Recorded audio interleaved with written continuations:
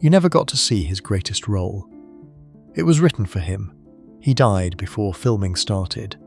His ashes are scattered at a crematorium in Birmingham, and his real story is nothing like you think it is. You probably remember the voice before you remember the face. That clipped, pompous little bark. You stupid boy.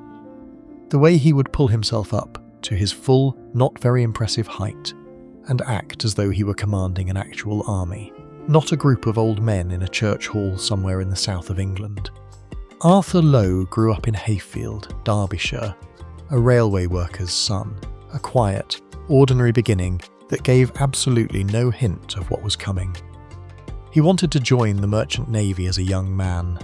Poor eyesight stopped him, so he went into a factory instead, then into the army. And somewhere in the deserts of the Middle East, putting on shows for the troops, something clicked. He found it, the thing he was supposed to do, when he finally got to Captain Mainwaring. This small, bald, beautifully pompous bank manager playing soldier. 18 million people in Britain tuned in every week. 18 million. What made him different was the warmth underneath the bluster. Mainwaring was ridiculous, but you never laughed at him without also feeling for him. That is incredibly hard to do, and Arthur Lowe made it look effortless. The private life of Arthur Lowe was far more complicated and far more tender than anything you would ever guess from watching him on screen. He met Joan Cooper in a Manchester repertory theatre in 1945. She was already married. He was 30 years old and had barely started. She looked at him across a rehearsal room and apparently told a friend she was going to marry him, and she did. Eventually, after a divorce arrangement and a marriage at a register office in London in 1948. Joan had been the more experienced actor when they met, the more respected one. But then everything changed. Television came. Coronation Street came, and suddenly it was Arthur's name everyone knew.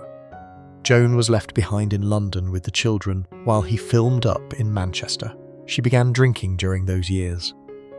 Not because she was weak, but because she was lonely and watching her own career disappear while his exploded. In his final years, Arthur Lowe turned down major West End productions and reportedly a role in the Warren Beatty Hollywood film Heaven Can Wait. Not because he did not want the work, but because he refused to take any job unless a part was written in for Joan too. His own son Stephen later said their love was like a destroying angel, because it did not allow either of them to reach their full potential. I did not expect this when I started researching him. The real story is a man quietly dismantling his own career to hold a marriage together, and the public never knew a thing. By the late 1970s, the health problems were serious. Narcolepsy, a mild stroke in 1979, and still he kept working. A workaholic, as his colleagues described him to his last breath. What is the moment you remember most from his career?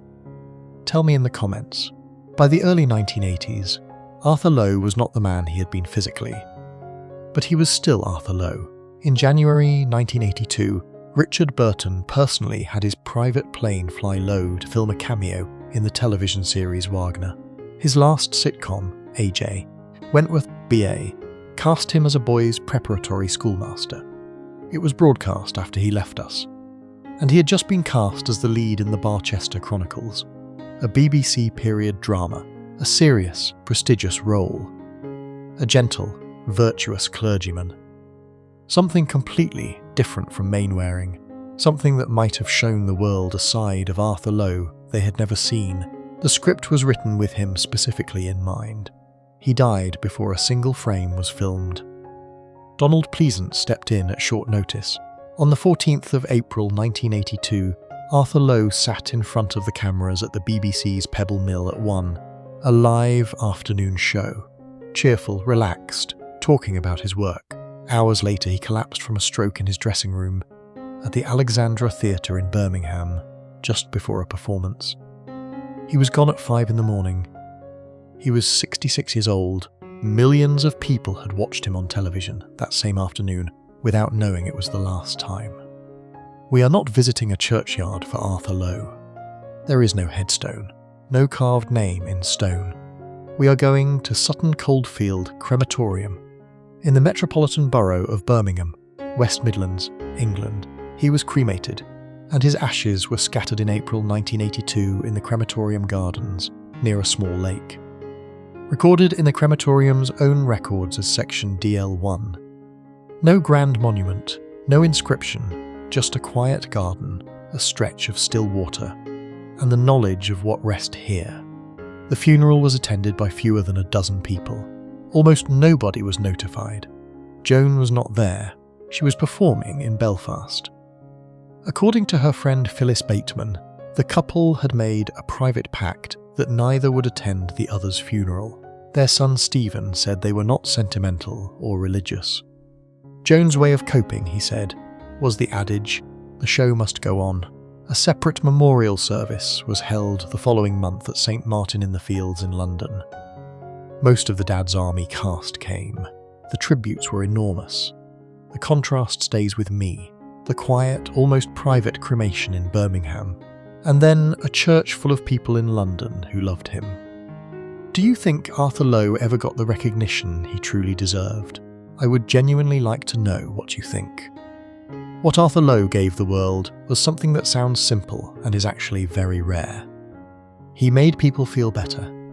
Not inspired, not challenged, just genuinely, warmly, deeply better.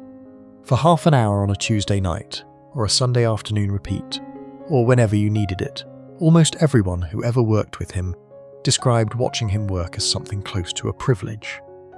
Paul Schofield called him seriously brilliant, and then was gone before his finest work ever had a chance to be made. If this story meant something to you, hitting subscribe really does help me keep making these.